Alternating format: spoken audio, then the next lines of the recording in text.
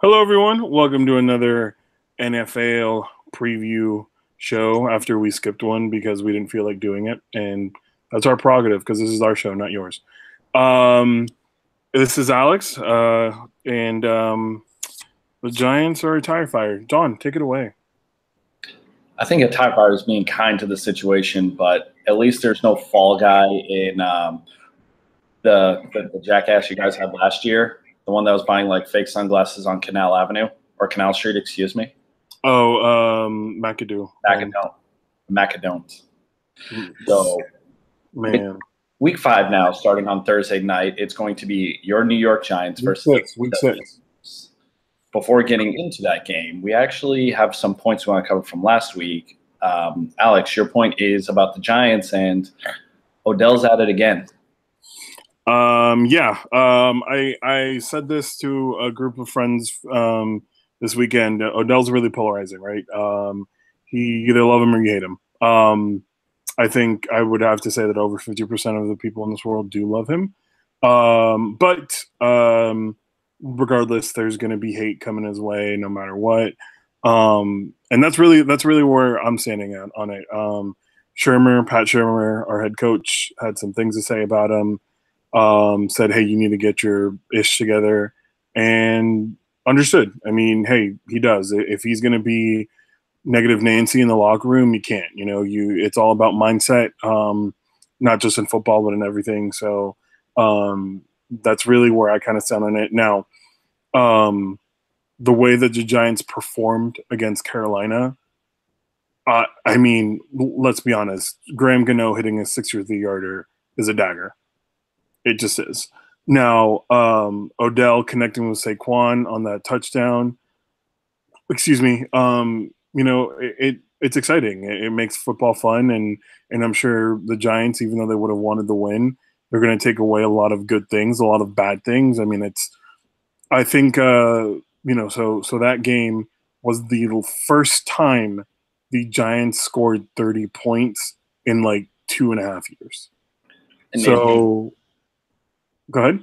I was going to say, and it wasn't the fact that the Giants put up points, as they have to do it creatively. You had Odell throwing touchdown passes to Saquon Barkley, and Twitter wanted to run with that joke is that Odell calls out Eli, but turns out Odell's a better quarterback right now. So I think, being in New York, you're going to have the storylines. You're going to have, people talking more and more. And with Eli not exactly, lighting the world on fire right now, a lot of people are questioning the Giants for not taking the next quarterback versus Saquon Barkley, which, again, we touched on this. I think it was like week 2. It's way too early to jump on that judgment right now, but I think the Giants just need to find rhythm.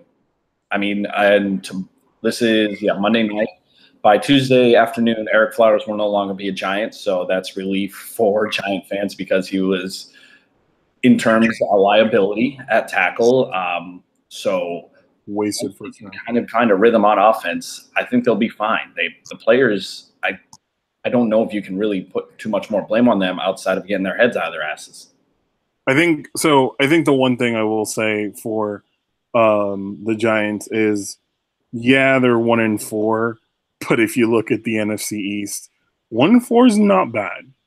The Redskins are 1-4 as of tonight. The Eagles are 2-3. The Cowboys are 2-3. So it's anyone's division at this point. No one's out of it numerically. Now, what I will say is, I think Sunday's game against Carolina did a lot in a way in means of fixing the issues. But I think that there's still a lot of work to be done. And I don't think it's just a matter of you guys having to do more work. It's if you can win your division games and kind of, balance your guys' season out a little bit more, there's no reason they can't make it, in yet. So the Giants season isn't far from over by any means. So with them taking on the Eagles now on Thursday night, that's where you want to get started. And going into the Eagles, I see Super Bowl hangover all over this team. Carson Wentz is still working his way back from a torn ACL. They didn't look all that impressive in their comeback game against Indianapolis a few weeks ago. They lose in overtime last week to the Titans. And then this past week, the Vikings go to Philadelphia and, control much of the game. It gets close at the end, but now, like you said, Alex, the Eagles are sitting at 2-3 and not looking very impressive at this juncture right now. So this is a big game right now on a Thursday night in October where, someone's going to have to really get their act together on a very, very short week. So I'm kind of looking at Philly here. What's it going to be, guys? Are you the defending Super Bowl champions, or are you just going to be a washout? And I mean that in the sense is they have plenty of talent in Philadelphia on both sides of the ball. They're better than their record should be. Yeah, I know they've had injuries. I know they've had some bad breaks here and there. But to their credit, it's still early. There's plenty of time to crawl out of this hole. But I think they're too good of a team to kind of, be in this position. And you can even argue that they could have lost their opening night game to Atlanta as well. So still a lot to figure out in Philadelphia as well. But I think they'll be okay once it's all said and done. But they got to take care of business on Thursday night. You jumped ahead a little bit. Well, no, that was bridging into my point about the Eagles. That's why I put 1 and 2 together. Okay. Go ahead. Is that it? Or wait, I will say this about the Eagles. The Vikings had Carson Wentz, running around like a madman. Just running around like a madman. So that's one thing. I think we also we've seen the loss of Jay Ajayi this year, and that's definitely a bummer. He was playing with a fracture in his back and now has a torn ACL. John, my biggest question to you, and of course he was saying earlier this week, the Eagles need to run the ball Now for the time being, they're relying on Corey Clement because Darren Sproles hasn't been seen since week 1. And what's his name? Woodard? I don't know. Smallwood. Yeah, Smallwood. Oh, okay. Well, Woodyard, whatever. Smallwood. He's going to be, I guess those are going to be the two. But, John, let me ask you this. This open, I'm seeing it right now in my mind's eye. Nick Foles, a second-round pick, and some other defensive player for Le'Veon Bell. If you're the Steelers, though, do you really need another quarterback right now? Because they drafted Joshua Dobbs not too long ago, and then I believe they got a kid from Oklahoma State this past draft too. So I don't know if they'll necessarily want Nick Foles, but I think the guy from Oklahoma State, he's like an athlete. He doesn't even play quarterback. He comes in the slot. Well, that being said, though, I don't know if Pittsburgh would kind of settle just to kind of get rid of Le'Veon, but at the same time, that could change by the trade deadline. And then you're also, if you're Philadelphia, how much capital and how many assets do you want to give up for someone that could potentially walk after a couple of months? Because Le'Veon Bell is going to hit free agency after this season. So unless you can, find a way to get a long-term contract of his on the books, do you really want to sacrifice that much for a rental? Yeah, but at the same time, you're going to get Le'Veon Bell, which is arguably top 3 running back in the entire NFL for half a season, which when you have Corey Clement and Smallwood running the ball is better than, half of the NFL out there. So, excuse me. So, I foresee it. I think you also have to sell Nick Foles stock really high. Even if he doesn't stick around in Pittsburgh, doesn't matter. Sell him high. And yeah, I think it's a big blow for the Eagles. But I also think that we're going to see Le'Veon Bell in an Eagles uniform here sooner rather than later. Not a fit, not out of the possibility. So, as for the game, I believe it's being played in New York. I just don't like the mojo surrounding the Giants right now. I know we talked about this Odell thing being a distraction, and I don't want to say that it would necessarily bubble into an issue like this, but on a short week with this much noise surrounding it, I just don't feel too confident in their ability right now. So I think Philly ekes out a win. I'm okay with that. All right, and it's now the Alex Roncal show. Just kidding. All right, yeah, I think we're seeing an Eagles win here, so not a big deal there. I'm back. Sorry. No worries. Are you gonna go over your 2 points? Well, one of them was the point about the Eagles struggling, and my other one is I'm kind of, I don't want to say concerned yet, but Green Bay's dysfunction right now has my attention. And I want to say that when you have Rodgers, a lot can be covered up. But right now, they've looked very frustrating right now, and it's starting to concern me. I think Aaron Rodgers is too good to not get the support from the team. And I know he can't do it all by himself, but to have a frustrating loss like they did against the Lions this past Sunday, it's kind of becoming a theme this season to where, Green Bay is getting bad break after bad break, and you really don't want that to carry over into the, middle part of the season here. So when I'm looking at Green Bay now, I don't think they've fully gotten it together yet, but once they get some guys back, I know they haven't had Randall Cobb the past couple of weeks, but I think they'll be okay. But for right now, I am concerned. Yeah, I agree with you. I think any team with Aaron Rodgers, I guess, is hard to be worried about. I will say this about all the Mason Crosby haters out there: he had a bad day in the NFL. You're allowed to have a bad day. 5 field goals. I mean, understood that it's bad, but let's just be honest, it was a bad day. I definitely love the move of Mike McCarthy going to Mason Crosby late in the game there and going like, you know what, I don't care if you've missed, I'm gonna put you back out there. I just am. So I like that move of his. But yeah, I mean, I think the Packers are gonna figure it out, just kind of exactly like the Eagles are. And it's week 5, week 6. The season isn't even halfway over. So yeah, that's really my stance on it. Kind of concurring with yours, John. Alrighty, and with that said, we'll dive into week 6 of the NFL. We'll get started down in Atlanta, where the 1-4 Falcons will play the 2-2 Buccaneers. The Bucs are, right now it's said that they're going back to Jameis Winston at their starting quarterback. And the other side, the Falcons have not looked really good thus far. They've lost a lot of guys on defense, and they can't get a stop. They are at home, though. They will have Matt Ryan, along with Julio Jones, Calvin Ridley, Devonta Freeman's back. So I think the Falcons can get on track. This is a good game to kind of like hit a reset here and kind of, get it together. So I think the Falcons win in I'm going to say like a 42-40 shootout.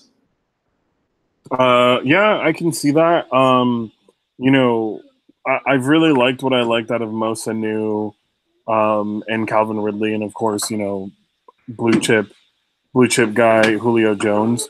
But I think that that's really the biggest thing here is, I mean, Atlanta's record doesn't reflect how talented they are. We'll say this though, 29th ranked defense, so that's definitely shoddy. But Ryan Fitzpatrick, that whole shindig is over. Ryan Fitzpatrick looked like I don't know if that was Conor McGregor or Ryan Fitzpatrick on Saturday. I really don't. No, that's that. I think I can see the shootout, especially with the way these two defenses are playing. But I think the edge goes to the Falcons at home. They are not out of it yet, like I said, but this is almost life support. The Saints are looking good in that division. The Panthers, again, strong as well. So if Atlanta has any hope of getting in the wild card race, you have to win this game. Absolutely. Our next game, another divisional matchup. The Steelers are traveling to the surprising 4-1 Bengals. Bengals coming off a come-from-behind win over the Dolphins. Steelers this past week getting a home win Yes, I had that right. The Bengals come back, beat the Dolphins, and the Steelers hold off the Falcons at home as well. So Bengals sitting pretty at 4-1 right now, but I don't think I can get fooled by the Bengals yet because I've seen them start fast like this before. They always look pretty decent in September and October. But this is going to be a big measure for them. This has been Pittsburgh's division now for the past couple seasons. And if Cincinnati is serious about trying to make a run here, this is a game they will need to win, and they need to almost, win convincingly to kind of win over the rest of the NFL. And I think they can do it this week. I think they take care of the Steelers and kind of, really put a bigger rain cloud over the Pittsburgh Steelers season this far. Yeah, I'm going to disagree with you here. Biggest reason being is because no one has shown to be able to stop James Conner yet, and it's kind of surprising to me. He had 2 touchdowns this week, and the Steelers overall are just a high-powered offense, especially when you have AB on it. I mean, that goes without saying. So I'm gonna go Pittsburgh. I don't usually like to go against my favorite redhead, Andy Dalton, but I'm gonna do it. Sorry, this week is not the Bengals week, and I'm picking Pittsburgh in this game. Again, you're not wrong for going with Pittsburgh because they've walked into Cincinnati plenty of times, and not only with James Conner, but you still got Juju and Antonio Brown putting up yards and numbers. So I think as long as you get good Big Ben, he doesn't turn the ball over, he doesn't force anything, I think Pittsburgh can handle business right now. It is Cincinnati by 2.5. That could always change come game time, so don't be too shocked if that looks any different. All right, we have a London game this week. The two, what I feel most Western teams have to make a ridiculous flight all the way to London, the Seattle Seahawks and the Oakland Raiders. So what would have been an hour flight turned into a 14-hour flight. Thank you, NFL. So the Seahawks, unfortunately, not looking like it's going to be their year. Too many guys going down, too much on Russell Wilson's shoulders. Where the Raiders, another bad loss. That's the only way to put it. Derek Carr, he just doesn't look like himself. They just look incoherent at times. And I really can't get a vibe for this game. It almost, I want to say the Seahawks because that's how dysfunctional the Raiders have looked. The defense is a mess. Carr looks like a shell of himself. And I guess the Seahawks? I don't know. To any British listeners, if we have any, I'm sorry that you have to see these 2 teams. Literally, think about it. Like, before the season started, you would have at least gone to see Khalil Mack.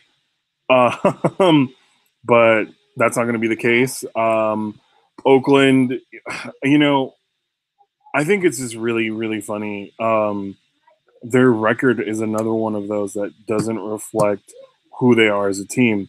They have the number 4th ranked offense. So how is a number 4 ranked offense 1-4? Because your defense is 31st in the league. So with that being said, I'm hoping Jared Cook has another solid game. I'm hoping Amari Cooper has another solid game. I think Derek Carr and John Gruden and the entire team needs to take advantage of just the overall weak defense that the Seahawks have at the moment. Weaker, I guess is the best way to put it. And then, that defense they really just need to contain Russell Wilson. Don't let him get outside the pocket. Don't let him make throws that he shouldn't be making. And I think it's an Oakland win. All right, so we got another disagreement. That's a game where you can almost talk me into anything happening. Seahawks blow it, Raiders blow it, close game. There's been a lot of shenanigans this year, so this would be the prime place to have it happen. So, again, we apologize, London. But, you had it coming, I guess. I don't know. Next up, the Chicago Bears, speaking of Khalil Mack, are going to South Beach to play the Miami Dolphins. After starting off 3-0, the Dolphins have now dropped 2 straight. So their good start is starting to fade a little bit, but I think they can turn things around. They just happen to have the number 1 defense standing in their way right now. Khalil Mack cannot be blocked. He is in full cheat code mode. And the rest of the Bears defense is actually sneaky good. I really like Akeem Hicks on their D-line. He was someone that actually passed through New England a few seasons ago, and I was kind of bummed to see him walk because I was kind of impressed with what I saw, and he's blossomed into what I feel a very solid lineman for the Bears. And building around him, Mack, Leonard Floyd, Roquan Smith, Danny Trevathan, that is a pretty solid group to have in your front. And the back end is actually getting better too. So with as strong as your front seven, your secondary will look a little bit better. And you're starting to see it in Chicago a little bit. And I think the Bears, I know Mitch Trubisky had his epic 6-touchdown performance a couple of weeks ago. I think he can be good enough for this game. And I think the Bears will take care of the Dolphins. Yeah, agreed. I think I'm with you on that side. I think the Bears definitely take care of this team away from home. I just think that defense is too much to have control of. Now, what I will say is Frank Gore still being productive at the age he is just impressive. And I'm liking what I see out of Ryan Tannehill this year. But regardless, I think that's it. That's all we're going to really talk about. So Bears win here, and I think they're going to keep this train going. So I would really be surprised, though, if Mitch Trubisky, puts up similar stats, because I think that's going to be something we don't see too often. But it is the Dolphins. They can go full Dolphin and just botch this game altogether. So I think the Bears will handle them fairly easy. A surprisingly decent game. The Los Angeles Chargers go to Cleveland to face Baker Mayfield's Cleveland Browns. The reason I say Baker Mayfield's is because the minute that man took the field for that team, they did a complete 180. Everyone's buying into the Baker hype. He has this infectious energy. They should have beaten the Raiders a couple weeks ago. So you add in that and the weird tie. This has been a very competitive Browns team. And I think week by week, they're learning how to win in spite of how much of a moron Hugh Jackson can be at times. I really like what I'm seeing from Cleveland. And I think the Chargers give him a decent test here. Phillip Rivers is having another underrated season. That entire actual Chargers offense I really like. Melvin Gordon is becoming a top 5 back. Aaron Eckler's a good spell. Keenan Allen, another underrated guy. Mike Williams is starting to emerge. So there's a lot to look forward in this game, and I'm going to try and catch as much of it as possible. So with that being said, I just got to go with the home dogs. The Baker Mayfield Browns, man, they're exciting football right now, and I think they keep this train rolling, and I think they take care of the Chargers. Yes. Agreed. Baker Mayfield coming off his first season as a starter. Definitely an exciting look, especially at home. That dog pound is going to be hyped. They just are. It's going to be tough for the Chargers to get in a rhythm. The one thing that I've really liked about the Browns this year is their defense. I just think that Denzel Ward out of Ohio State, kind of close by, exciting to watch. Had a really big play this last game, kind of sealed the deal for them. And I think even though that defense isn't ranked the best, it looks really good sometimes. So I think it's going to be tough for them to contain Melvin Gordon and Austin Eckler. I don't think that's even a question. I think they're going to get theirs. But you put Denzel Ward on Keenan Allen, maybe double team him a couple times. You've got a little bit more control of the passing game there. And right now, this game is a pick'em, so even Vegas thinks it's going to be split down the middle. Definitely, like I said, a game I'm going to keep my eyes on. Another game that just doesn't feature, a lot of storylines, the Jets and Colts. Jets, took care of the Broncos last week pretty easily, and Sam Darnold looked good in the process. So you're starting to see more of the Jets' potential shine through. Indianapolis is coming off a frustrating Thursday night loss to the Patriots. But I think the big thing that I took from that game, at least, was Andrew Luck looked well. He was putting the ball with some zip on it. He was hitting guys in stride. So you're slowly starting to see Andrew Luck get back into form. He's just going to need his weapons back. I think once he gets T.Y. Hilton and he gets a little more help, I think we'll see a dynamic Colts offense once again. They have some young guys, but I still think they're a little bit away. So that's kind of like my pulse check on the Colts. But as far as this game is concerned, I think Andrew Luck can turn it around. I know the Jets have been known to get a little too high on themselves at times. And with the extra rest, I'm going to go with Indy in this one, just for the simple fact, they feel like they could have done better in this New England game. So I think they turn those mistakes around and they take care of business on the road. I don't know how to really describe how I feel about this game. I'm gonna go Jets here, and I don't know why, but I'm gonna go Jets. I think I've really liked what I like out of Isaiah Crowell and Bilal Powell, even though Isaiah Crowell definitely has one good week and no one has one bad week. That's just the trend right now. But you've got to attack where you can attack, and I think the Jets have to attack on the ground. So that's definitely going to be one thing I'm going to see out of the Jets. Now for the Colts, I think it's I don't think Jack Doyle is going to be back yet. So I think it's going to be is it no, not Ebron. Ebron's in Detroit. But regardless, Jack Doyle's still out. They're going to be on a backup tight end, and but still, I think it's still part of the hey Andrew, we need to get you back in a rhythm kind of thing. With him being out for as long as he was, he needs to get a couple games under him before he can really exploit full Andrew Luck. So I'm going Jets on this one, but kind of what John's been saying is you can convince me otherwise. Well, it's the Jets. It won't take that much convincing. One point I did want to make about the Jets, though, is I like the direction they're going. They got young pieces on both sides of the ball, kind of like the Colts do.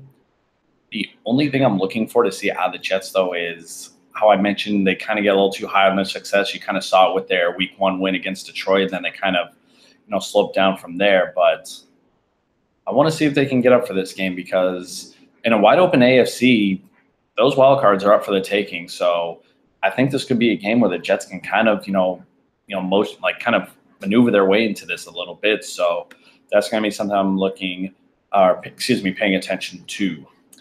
This next game, oh man, the Minnesota Vikings are hosting the Arizona Cardinals, and the first thing that stood out to me about this game was the 10.5 point spread. The reason I bring that up is because the Vikings already had a huge spread earlier this year when they hosted the Buffalo Bills and were eventually upset by said Bills. So, without diving too much into this game, Alex, do the Cardinals even have a chance on the road here? David Johnson needs to put up 250 yards if they want a chance. But you're telling me that what I always forget it's Rosen. Rosen's in Arizona. Okay. Too many Joshes in this draft. Okay. Rosen had some good looks, I guess, but nothing too nuts. I still think the way Kirk Cousins is commanding his team, it's too much for the Cardinals. And one thing that I loved out of the Vikings in their game against Philadelphia is the way that they were attacking Carson Wentz. I mean, they were rushing only 4 and still getting to him within seconds. So I think it's going to be repeat performance here. I think that defense is too good in order for it to not just repeat like that. And yeah, they're going to shut down the run. If they stop David Johnson with their linemen and their linebackers, the guys behind him are going to take care of the rest.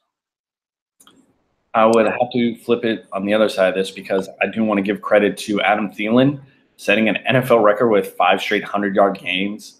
Guy is absolutely balling out right now. And with him and Stephon Diggs, that's probably your best wide receiver tandem in the NFL right now. So the big challenge for the Cardinals is how do you slow down both of those guys? Because They've been an absolute nightmare for DBs this year. I've already seen countless clips of Stephon Diggs putting defenders on ice skates.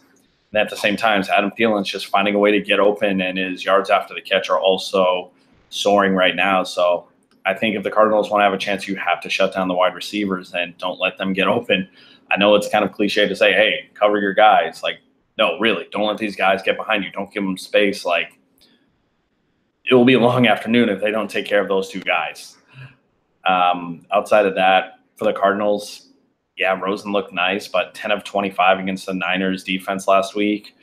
I know he's still young. I know the Cardinals aren't exactly an offensive juggernaut in their own right, but Minnesota's a tough place to play. They just, like you said, Alex, they took care of Carson Wentz fairly easy. That game was, kind of close to the end, but they beat him up all game long, and this might be a long afternoon for Josh Rosen. All righty, what do we got next? Ooh, the Carolina Panthers are going to Landover, Maryland to play the Washington professional football team because we don't believe in racial slurs here. Cam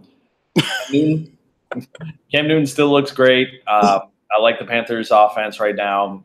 They just came off a very thrilling win at home over the New York Giants that Alex mentioned earlier. It took a miracle 60-plus yard field goal as Alex shakes his head in disgust. I think the Panthers are, I don't want to say contenders right now, but they have the makings of one. And this is a game where I know it's going to sound part of that whole cliche, like, oh, you have to go and take care of business.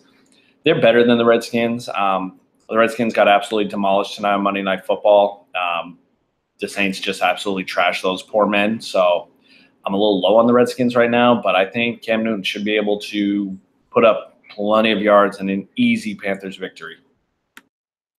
Agreed. I think Christian McCaffrey and Devin Funch just had a good week. Yeah, I think, the craziest thing here is Cam's missing Greg Olsen. So once Greg Olsen comes back, or at least that's what we're hearing right now, that's going to be an even scarier team. And sitting at 3-1, they're sitting pretty. They're gonna go. They're probably gonna go 4-1 here. That's my pick for sure.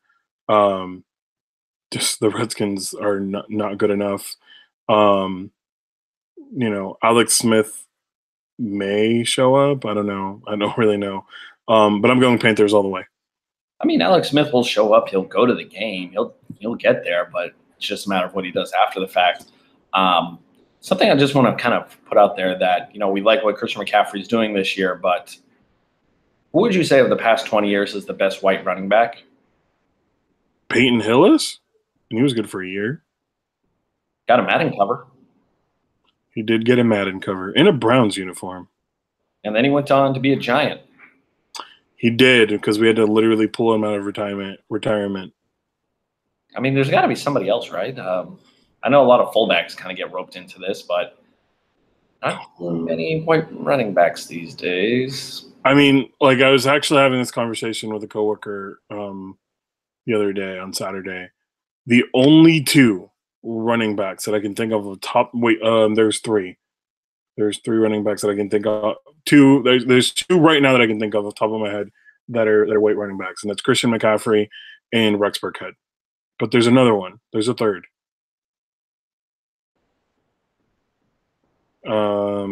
I got nothing. Yeah, it'll come to me. I don't know. I'm thinking of teams here.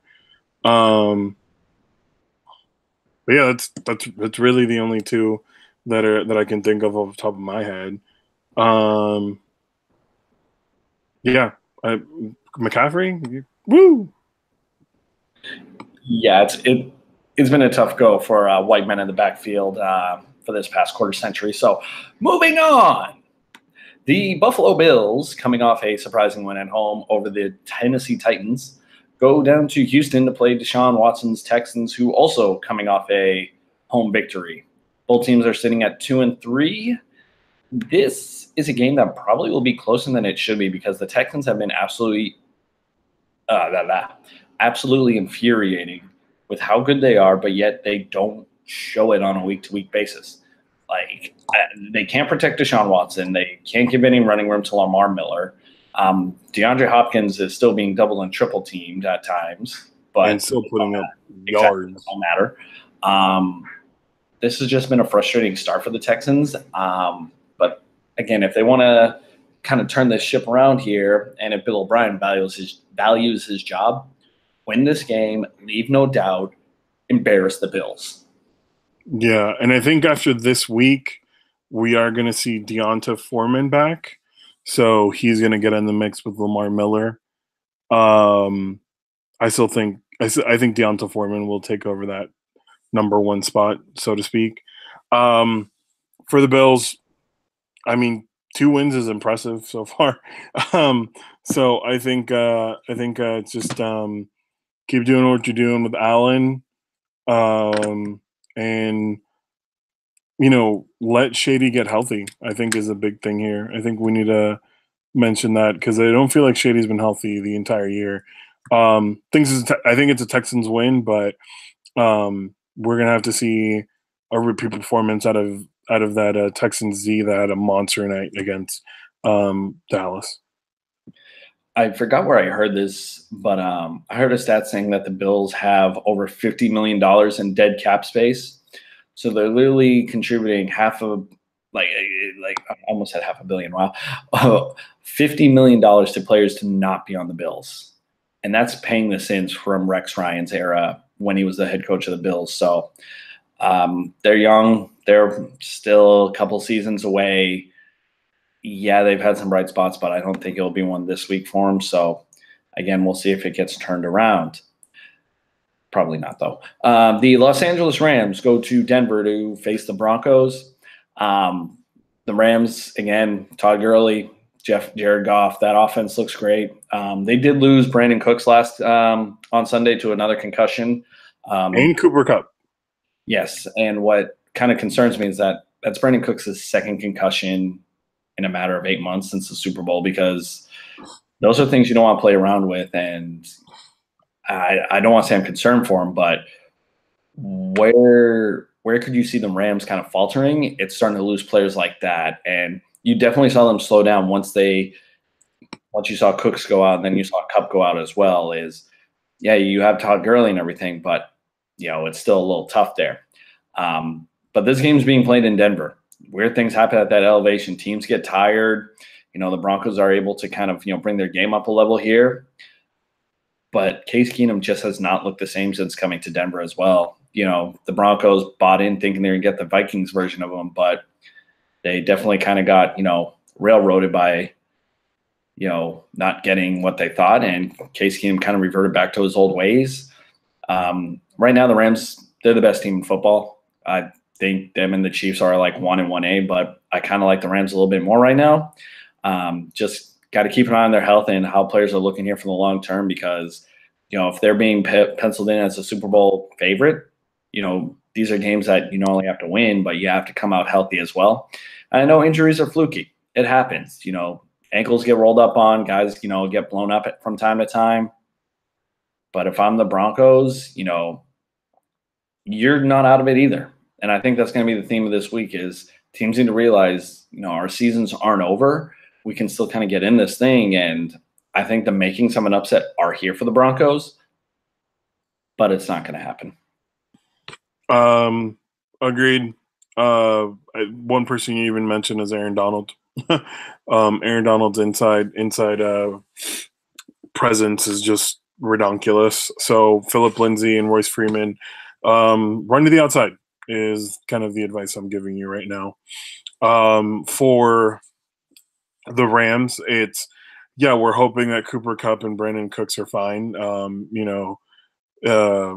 hoping that they can just keep that offense going in Denver. But yeah, John said it spot on. Mile High is a tough place to play at, especially going from sea level to literally a mile high.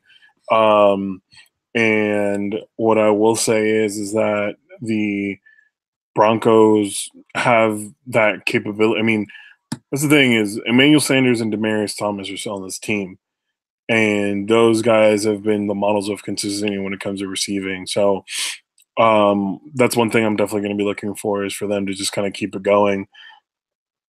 But I give the edge to the Rams. I think they go 6-0 here.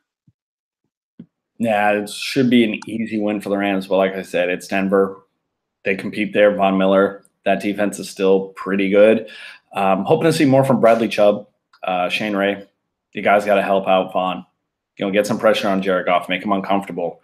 Sean McVay is a play art genius right now, so you're gonna have to knock him around a little bit. The Jacksonville Jaguars, coming off a loss on the road to the Kansas City Chiefs, are going to down to Dallas to play the Cowboys, who, again, coming off a frustrating loss. Yeah, the Jaguars haven't been without Leonard Fournette now a couple of weeks, and he's already ruled out again this week. So by far the most infuriating fantasy selection for some people out there, including me. Bad Blake Bortles showed up again. We thought he was, behind them, put this behind him, and just some bad decisions, bad throws, and overall a rough week for him in the Jaguars offense. So the Cowboys aren't any slouches on defense. So I think they can give the Jaguars some problems in this game.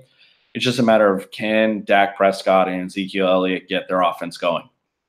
I think it'll be close. It's going to be a hard-hitting game, and I like the Cowboys to pull out a close one here. Ooh, maybe this is the division rivalry that I've got against the Cowboys, but I'm going the other way. I'm going Jacksonville. I think Blake Bortles is going to fix his stuff. I think TJ Yeldon is a serviceable replacement running back to Leonard Fournette. And they've got too many weapons, not only on offense but also on defense. I mean, I don't even think we've seen the best of AJ Bouye yet. I don't think we've seen the best of Jalen Ramsey yet. And let's be honest, they're going to shut down whatever passing options that Dallas has. I mean, Allen Hurns, Ryan Switzer, Cole Beasley. I'm scared. With that being said, though, definitely don't want to rule out a big day from Zeke. That's really the one person they're going to have to depend on. I will say this about Dallas. I do think they need to get a little bit more creative with their play calls. Let Dak run outside. I don't care how good your offensive line is. Make the defense play contain, because if someone plays contain, that means that someone's not on someone down the field. So I'm giving the edge to Jacksonville, but I'm hoping we see some different stuff out of Dallas. Dallas fans right now are extremely frustrated with Jason Garrett. The play calling has been vanilla at best sometimes. The weapons haven't exactly stepped up. And you mentioned Ryan Switzer, who has been on the Cowboys for 2 teams now. So that's how out of touch they are. A lot of people are expecting a lot out of Tavon Austin this year, but outside of a couple of deep balls, there's really not much else he's been able to contribute. So you're going to have to find some balance in Dallas. And, it's been my theme this whole show. You're not out of it, Dallas, but get your head out of your ass. Like, you have good players, and I think this is a winnable game. I completely think the Cowboys can compete in this. I think they can win as long as they don't get in their own way. I know it was a very, very frustrating game in Houston this past Sunday, but got to bury that one. You got to move on, and I think they can do something here. Last afternoon game, the Baltimore Ravens go down to Tennessee. The Ravens coming off a head-scratching loss to the Browns. Joe Flacco went back to bad Joe Flacco.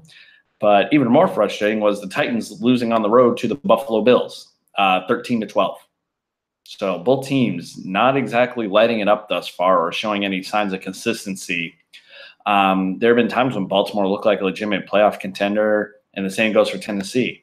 But then the flip side, both of these teams go and pull boneheaded games like this out of their arsenal and just look absolutely befuddling at times. So I like the Ravens in this spot.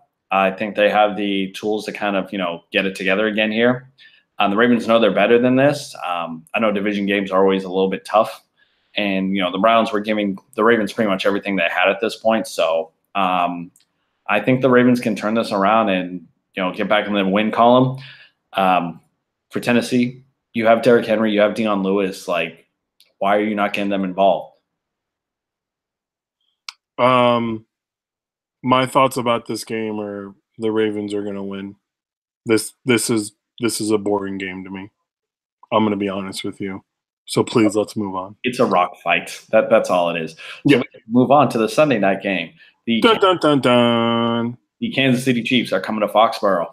The undefeated Kansas City Chiefs, the hype machine that is Patrick Mahomes, is coming to play Tom Brady and the New England Patriots, and it looks like a revitalized Patriots team. Julian Edelman's back. Josh Gordon is catching deep passes. Gronk is Gronk, and Brady's back to being Brady. On the other side, you have a very, very fast and scary Chiefs offense. Patrick Mahomes right now is your MVP. Tyreek Hill is absolutely uncoverable. Travis Kelce is playing at elite class tight end. Kareem Hunt is still a top level running back as well. So you saw this same Kansas City team coming to Foxborough last season and punch the Patriots straight in the mouth and hang 40 on them. I know they've upgraded with having Patrick Mahomes now and the dynamics he brings to this game. This is going to be a hard one to look at, and right now it's being, if I have this right, yes I do. It is right now the second highest over-under in Vegas history at 58. That could probably go up to 60 by the weekend, so be ready for that. So it's going to be a game of no defense, but it's hard to not let my bias show in this one. But these are games that the Brady and Belichick era have thrived on. It's those big primetime games when the next big thing is coming into Foxborough and they kind of put on for primetime. I'm not exactly sold on it happening this time around. I think the Chiefs right now are too well-oiled of a machine, and Andy Reid has his team firing all cylinders. I know the Patriots have shown signs of life. They've gotten their act together in a sense, but that defense has looked bad in spots. Andrew Luck was able to get chunk yardage against them for most of the night after a slow start on Thursday. So I think the Chiefs are going to win this track meet. Look for a 45-42 game or something ridiculous like that. But it might be whoever gets the ball last. But as much as I want to be confident in the Patriots, I just think the Chiefs just have too much firepower right now, and I think it's going to be their game to win. I don't know how I feel about this game. I think like my mind tells me Chiefs, but my heart tells me Patriots. So I'm really split right down the middle about it. I just want a good game out of Travis Kelce, out of Kareem Hunt, out of Tyreek Hill. I will let you know this, John. The Chiefs have the worst defense in the league. So they're going to have quite a time handling all the weapons that the Patriots have. James White, keep it going. My goodness, he's so good. I don't understand it. And I think that's really what just needs to happen. Just keep doing what you're doing, New England, and things are going to click here. Your defense isn't going to be able to shut down all the weapons that the Chiefs have, but you can limit them. And that's what you're probably trying to do. I mean, of course, the goal is to shut them down, but if you can limit them, then that's okay too. Expecting a shootout for sure. I'm going 38-35 New England. I think one storyline that, kind of a lot of people forget about is that Belichick always finds a way to take away the one thing a team likes to do or what they're comfortable doing. So with the Chiefs, who are good at everything right now on offense, I'm a little concerned to see how they're going to approach this. So it's going to be a fun night in Foxborough. Lastly, Monday night, the 49ers go to Green Bay to play the Packers. This was originally going to be the Jimmy G versus Aaron Rodgers game, and now he gets CJ Beathard. He hasn't looked too bad since stepping in for Jimmy G, but it's just not the same offense right now. A lot of people are high on the Niners coming into this year, but injuries, man, and obviously when it goes to the quarterback, things are really going to start looking dire. I touched on the Packers issue at the beginning of the episode. This is a game that can help you kind of put those behind you and kind of move on. And the Packers should take care of business here. Aaron Rodgers, despite the miscues from special teams on Sunday, was able to still throw for over 400, or excuse me, close to 400.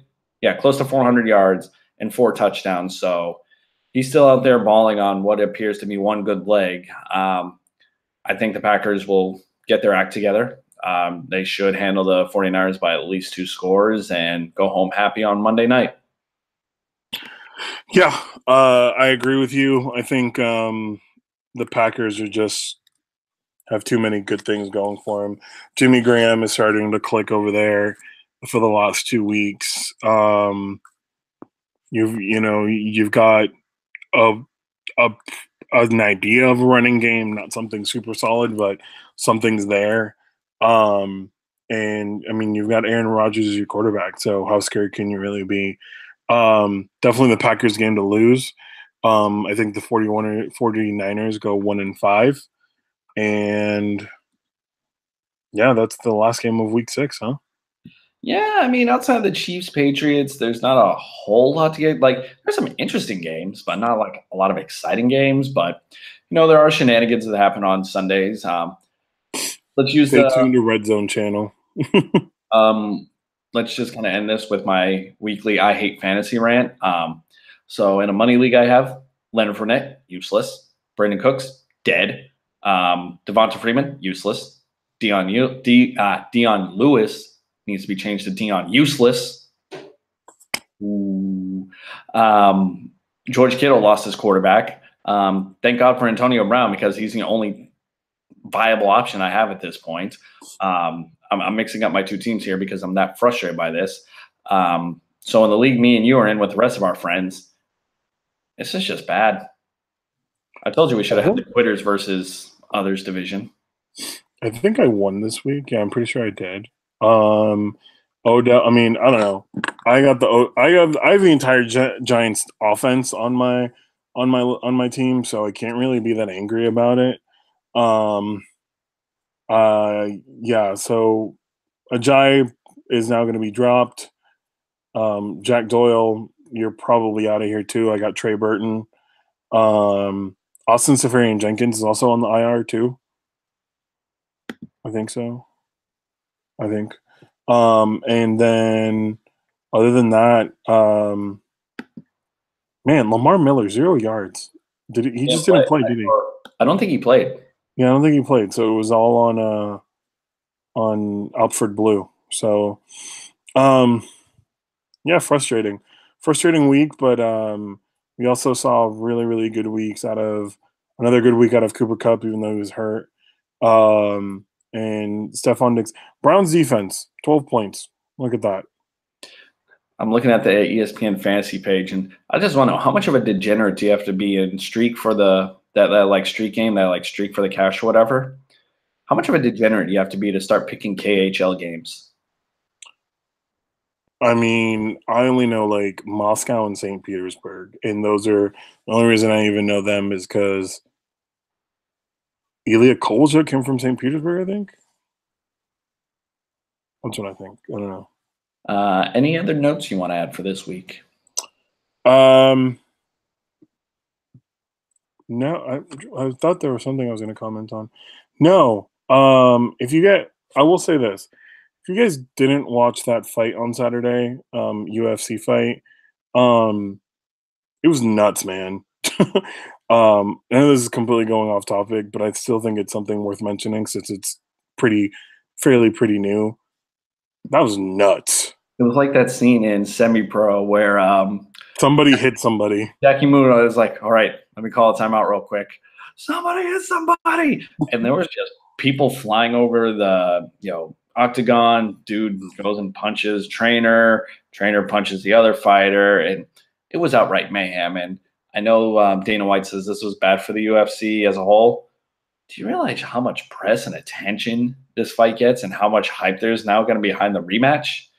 I know. And what he said was commish 101. He was like, I don't want the fans to get hurt. The fans, and that's good. I have absolutely no problem with him being concerned with the people that are in attendance because he knows that they were the ones that were gonna be affected. I will say though, Las Vegas Metro, shout out to you on Saturday night because I'm sure y'all had to stop some stupid crap from happening all over the place. Shout out to my people from Wolfgang. I don't know what y'all had to deal with that night, but God bless y'all. That's all I have to say. I think that will pretty much conclude this episode. Be on the lookout for another baseball one here pretty soon. Eventually, me and Alex will do another hockey one as soon as we find the extra time to do so. Sharks 1 and 2. Sharks 1 and 2. Yeah, slow start out in San Jose. If you would like to, guys, please follow the show on Twitter at Bleach Preach Pod. We're also on Instagram at Bleach Preacher Podcast as well. Go ahead and give us a follow there. You can subscribe to the show via iTunes. We're on iTunes as well as SoundCloud, Stitcher, Google Play, and all wonderful podcast apps as well. Yeah. Outside of that, I'm on Twitter. Oh, yes. I am on Twitter at Jonathan_R. Alex, I believe, is Roncal33BPP. And it was in some order like that. Mm-hmm. We haven't seen Rob since he was in the Batcave, so I'm only assuming he's stuck in Bane's hole right now. So I'm hoping he somehow climbs out of that hole. And then, you know what? No, this has always bothered me. How did Bruce Wayne get out of that hole and then get all the way back to Gotham? I don't know, man. He's a millionaire. Like, he didn't have any money. He was broke by then. Remember the stock market thing took his money. I mean, even though you're broke, you still got a face. Okay, yeah, and he didn't look like himself. He was ragged up, and mind you, he just broke his back, and he was fixed by some weird chiropractor and a rope, and he had to walk through the desert with no supplies. He has no wallet, no ID, no money. How did he make that trip? He's Batman, man. Just fill in the blanks here. And on that note, guys, thank you for tuning in, and be on the lookout for the next episode. Thank you. Guys.